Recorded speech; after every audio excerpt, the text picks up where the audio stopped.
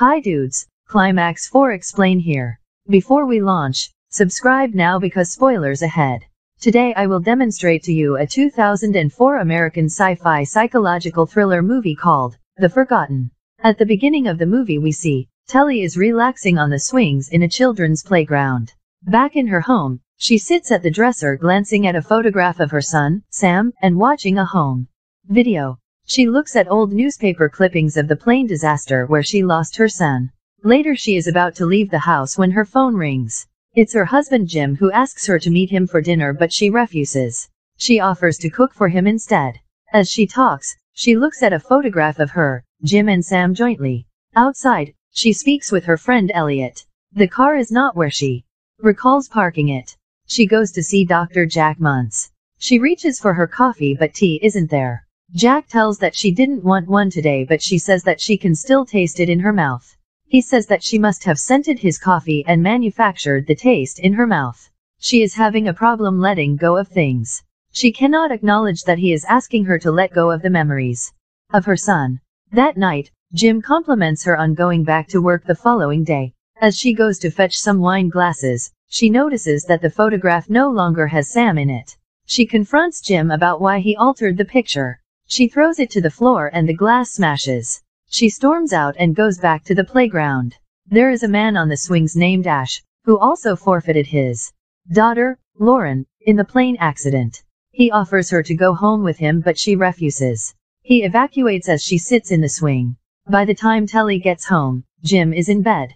She begs with him not to make her let go of Sam. The following day, while she works, she looks at some photo booth pictures of herself and Sam. She goes back to the dresser to glance at more photographs but finds them all missing. She calls Jim and leaves a message inquiring why he did this. She goes back to try the home video but it is just white noise. She breaks down. Jim arrives home and Telly tells him to get out. He assures her that the tapes were always blank. Dr. Muntz appears. She asks him if he thinks that Jim is psychotic. Muntz tells her that she never had a son. She had a stillborn child and must have imagined the whole life of her son. She goes crazy and Muntz says that perhaps she should be hospitalized. She goes to get the picture booth pictures but they have also changed. She runs out of the house, gets into her car, and drives to the library. She asks to see some archived newspaper articles but they have also changed. She drives away in the rain and goes to meet Elliot. She tells her that she fought with Jim about Sam. Elliot says that she doesn't know who Sam is.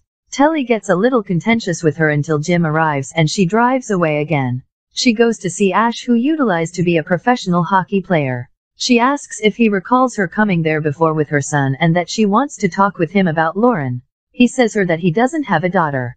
Telly attempts to explain but he says that she must have mistaken him for someone else. He is drunk and goes to sleep so Telly looks around.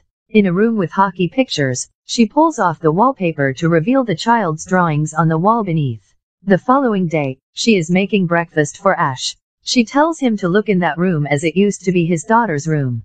He insists that the drawings were from the previous owner. He believes she is crazy and says her to get out. She tells him to tell his daughter's name out loud so that he remembers her. He goes away for a minute and calls the police. He tells her that he's sorry but she requires help. Telly is taken away by the police. Outside, the National Security Agency apprehends her from police custody. Inside, Ash starts to recall Lauren and dashes out to see Telly. He asks the police where she is. He sees her in the NSA car and yells to her that he remembers. The feds try to restrain him as Telly escapes from the car and runs away. She is stared at by a man as Agent Dayton chases her through a building but eventually loses her. Outside, Telly looks up and notices a weird shape in the clouds. At the police station, Jim is questioned about his wife. Detective Pope says him that they received a call about Telly vandalizing Ash's apartment. She asks why the NSA would be enthusiastic in Telly. Meanwhile, Telly is walking alone on a bridge. She watches some kids in a playground and recalls the final time she saw Sam. Later that night, she meets Ash on the swings again. Ash can't comprehend how he could forget his daughter. They walk together and Telly speculates how their minds could have been wiped. She asks if he speculates in abduction, who could erase their kids from existence. They drive to try to find a hotel but on the way, an SUV rides into them. As they run away, NSA agents chase after them but they manage to circumvent them. They check into a motel and Telly calls Dr. Muntz. She tells him about Ash. He asks her to disclose where she is but she tells him that she needs him to recognize her. Ash returns with some snacks. He also starts drinking. Telly gets into bed and Ash asks how she organized to remember when he didn't. The children are dead, so why would people need to make them forget them? The following morning, Telly is lying awake thinking of Sam. She wakes Ash and tells him that she thinks he's right. She also believes that the kids must still be alive. They plan to go to see Jim, but as they get into the car, a policeman moves toward them. They drive away but the watching man stands in their way. Ash tells him to move but eventually drives into him so that they can escape. Unexpectedly Telly's phone rings. Ash says her not to answer but she does anyway. It is Detective Pope. Telly asks her how two different people can remember two different kids if they never existed before hanging up. Telly goes to see Jim but he doesn't recall her. She says that she knows his wife but he says that he isn't wedded. She meets Ash again and they are chased by more NSA agents. The man is watching again. Investigator Pope is investigating the hit and run incident. She glances that there is no blood at the scene. She is approached by Agent Dedden and is asked to hand over any further information she obtains. She inquires if their presence has anything to do with the children in the plane crash, but they say that there are no children and there was no plane destruction. That night, Dr. Muntz goes to see Pope. He says to her that he used to think that Telly was delusional but now he's not so sure. He advises that he should be there when they find her, as they'll be dealing with a feasible psychotic break. She was in his care and still believes him, that's why she called him, and he believes that she'll call again. When she does, the police will know because he'll be there. Ash is woken by a weird noise. He goes to investigate and finds an NSA agent called Petalis. Ash ties him up. He says to them that there are no children. Ash threatens to hurt him. Petalis says that it isn't them. They collaborate with others to ensure their survival. Telly and Ash demand the truth and how they could get the children back. He doesn't know, but they were not presumed to remember as part of this experiment. Telly begs to realize how to get the children back, but Petalis says that they are listening. Unexpectedly, the whole house is decimated around them. Petalis is missing and Ash and Telly wonder why they didn't take them. Pope and Muntz are examining the site the following day. A message has been left by Telly saying Pope that their kids have been abducted. They find Petalis' ID and hear that witnesses saw Telly and Ash jogging from the cabin after the explosion.